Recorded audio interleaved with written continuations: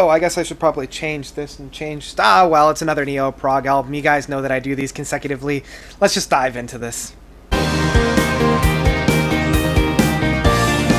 House of the Mind by Comedy of Errors. So, Comedy of Errors, another great neo-prog band. These guys got their start earlier this decade, and they've been putting out a consistent body of work pretty much since their inception in 2011.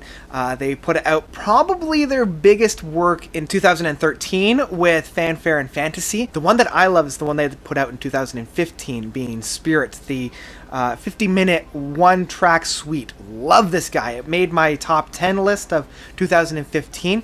And finally, we come to this album here, Houses of the Mind, that was released in 2017. So, one every other year for the past, 7 years? And unfortunately, I only heard about this guy a couple of weeks ago. So I really wish I would have reviewed this last year, but just fell off my radar. So Houses of the Mind is the latest addition to a pretty solid discography, and for each album I felt like they really raised their game, and this one is a little bit more of a mixed grab bag. This is probably the first time they have sidestepped instead of stepped forward, and in some ways it's fine because it does allow them a little bit of breathing space.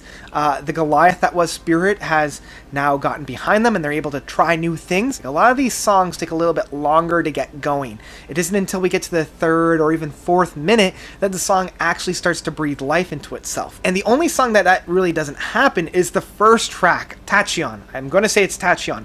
And this one starts off with a really great groove. I love how it builds and another instrument is added on, another instrument is added on. And even though I said it really kicks off like right from the get-go, it's more of like the rhythm section, that riff that we have on it. Again, it's probably not until about the first minute and a half to the second minute that the song really takes on its life. And then once it does, it just blasts forward. And I love their use of mixing this kind of a techno synthesized rhythm with a neo-prog presentation. I felt like right from the get-go we have a really great treat. This is why I love Comedy of Errors. They're able to create such tasty and simple riffs that get stuck in your head. And Tachyon has been stuck in my head ever since I started listening to it. Especially once we get into a little bit more of that keyboard, like solo work that we have near the midpoint. It's just delicious. Now, the second track of House of the Mind. This is the first kind of realization that we're onto something a little bit different here. Like the time signature and the harmonizations that we have within the keyboards, like it always feels like it's just off a little bit, and in some ways I love it, but in some ways it's harder to get into the music, especially with something that's so soothing and melodic as neo-prog. But it does kind of, I don't know, it facilitates a new life and a new presentation on this whole thing. Now, this is the longest track at being just under 15 minutes. It's an interesting kind of dance that we have within this. A dance in terms of like from one movement to another.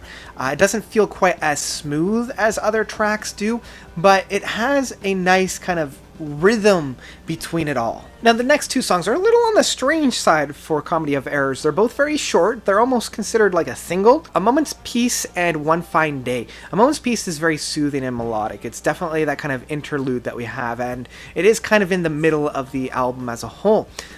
It's very intimate, it's very subtle, and One Fine Day definitely feels like it is straight off a single. It's much more of a conventional track. It's also very short, so it's not even 3 minutes long. I know Comedy of Errors are much more of the let's make a grand sound, let's make a grand presence, and this one is very subdued in that sense. So the two kind of act in tandem in that. And One Fine Day does offer us into the Song of Wandering Jacquemus, and this song is a little bit on a strange side. It is the second largest song. This one takes quite a bit of time to get going, and I think it's to its detriment. I think they should have just gone into it a little bit more, because I found myself listening to it and it did feel like it was wandering, kind of like the title is saying. And when it does finally get going, it just kind of has this gradual and gentle build into kind of a plateau. It's not even quite a climax, but it is a plateau.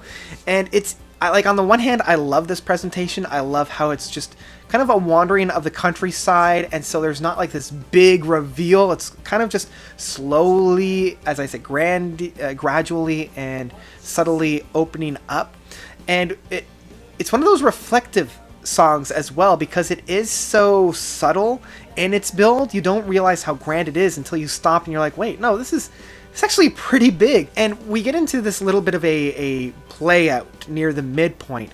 And it's odd that the play out is at the midpoint, but without being like another build, it just kind of fades out. Like, on the one hand, I'm loving this, and it's probably the highlight of this album outside of the first track. In that sense, it does show why certain songs need to have a good build and a good payoff, because it just kind of feels like we've entered Mount Olympus without having the gradual climb, and that gradual climb that we had was already kind of done. Like, it feels like the sun is coming up already, and we're already here. But still a great track, still a beautiful track. And then finally we end with Ever Be the Prize, and this one it's alright. It's probably one of the lower tracks on here. I was hoping for definitely a nice closer, because these guys know how to close out, and it just didn't feel like the closer was there. But yeah, I mean, there's not too much to say about Ever to Be Prized that hasn't already been said about the other tracks. So overall, love this album. Definitely a great addition to the band's discography. As I said at the beginning, it does feel more of a sidestep than a forward step, but it's definitely not a step back. In that sense, I gotta say, if you can find it on physical format, definitely pick it up. It's a great album to have in your collection if you can find it. And that's about it from me for Comedy of Errors, House of the Mind. What did you guys think about it? It's been out for quite a while, so let me know of your own thoughts about this album by commenting down below. Thank you guys so much for watching. As always, you guys are definitely the best. And until next time, notes out.